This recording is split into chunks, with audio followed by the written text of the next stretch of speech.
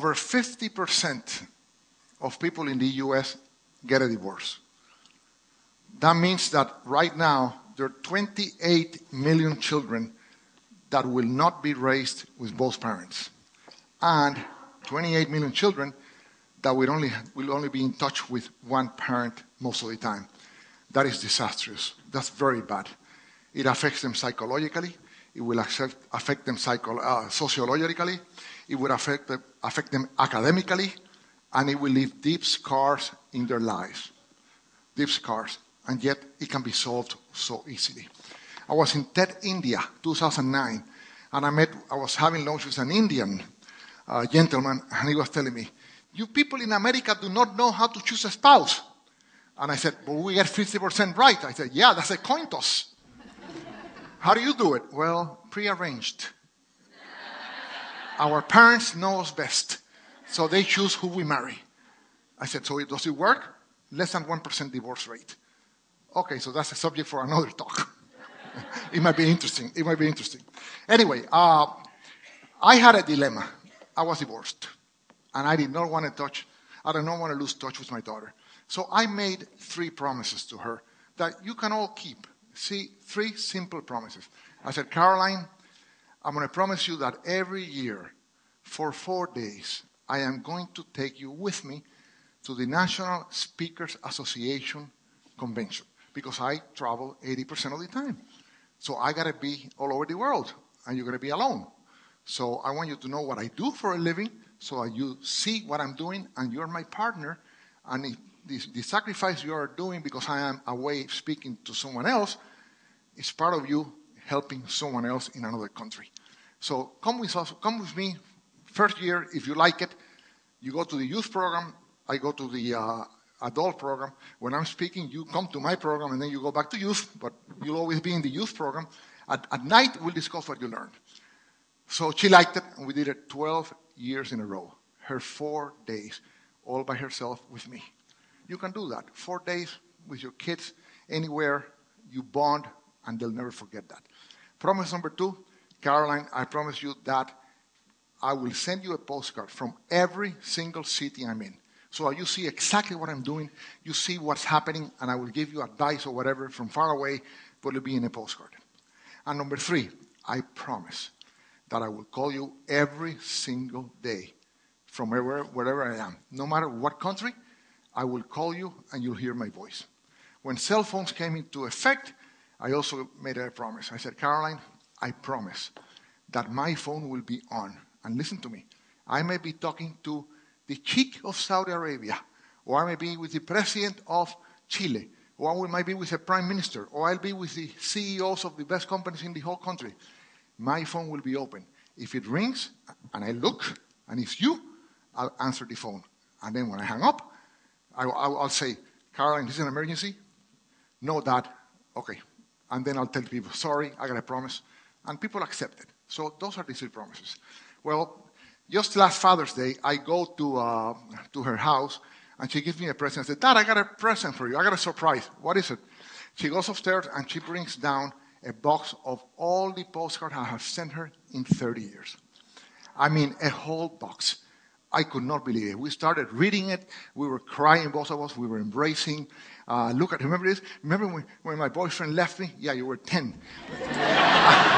And you told me that did not pay attention, that it was going to be significant or whatever. Yeah, it was insignificant. Anyway, we were having fun watching the cards, and suddenly her husband said, now I understand. I said, you understand what? Now I understand why your daughter and I have a better relationship that I have seen anywhere, anytime in my life, and it's better than even her best friends, which many of them, her parents are not divorced, and yet you have such a bond with your daughter. You know what, Joaquin? You owe it to yourself. And you too, Caroline, you got to tell the world. You got to tell the world. Today is my first speech ever. I speak about this, and I wanted to choose TED. And she and I are working in a book. So very soon we'll have a book on what happened, her perspective, my perspective, what I taught her, what she learned, and a lesson for parents to never allow distance or whatever circumstances to separate them, because the greatest joy in life is having a baby. You saw the film. Having a baby, having a daughter, having a son. So I'm going to share some of the cards I sent her. I start with this card from Chile. And I'm in Chile, and it's December 8th, her birthday, first time ever that I am with her. So I say, and I'm with you, and I'm going out the mountain, and I'm thinking of you, and I'm praying for you, first time ever. Okay, there's her Springs, all right. I'm there, and I write to her, my queen, off I go to Minneapolis at 6:30 in the morning, then to Chicago on Thursday, on Sunday to Milwaukee, and back to Miami on Monday.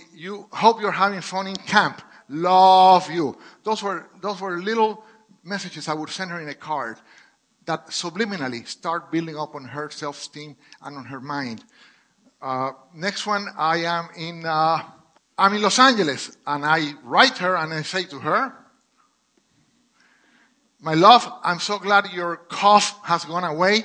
I was so worried. Anyway, here I am in Los Angeles. It's a huge, beautiful city. I'm working with the Milwaukee Bucks basketball team. Last night we beat the Seattle Supersonics by 3 points.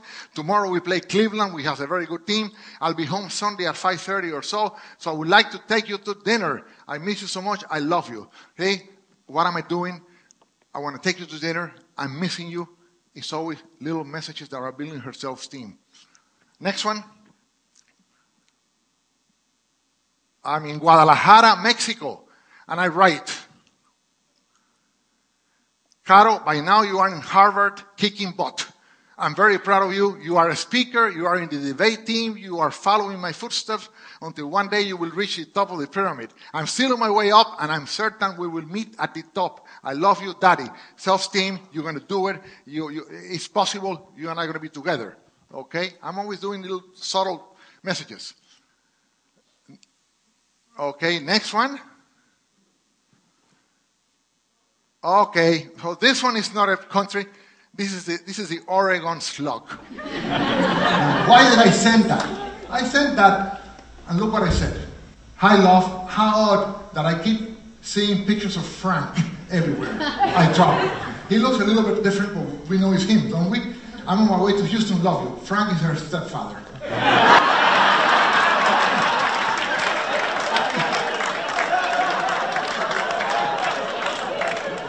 Like him. I did not like him. In fact, he used to throw away her postcards, by the way, so my daughter had to learn to get to the mailbox earlier so that he would not throw away her postcards. So I tell you, I had to make it a humorous thing.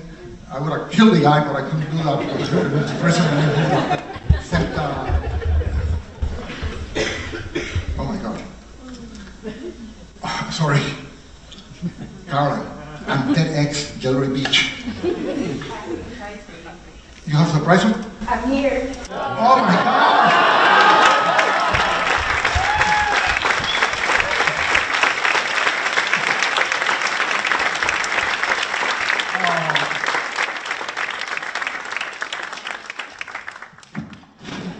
With their precious box is full. Hundreds of postcards, but see, you can do that. In fact, it makes me cry. I wanted to tell you something. I wanted everyone to know here, and I don't know if anybody can hear me or not, but I wanted everyone to know that my father has always been here. He's always been there, even when he wasn't there, and I have 30 years to prove it. So he is an inspiration to me and to my children. Thank you.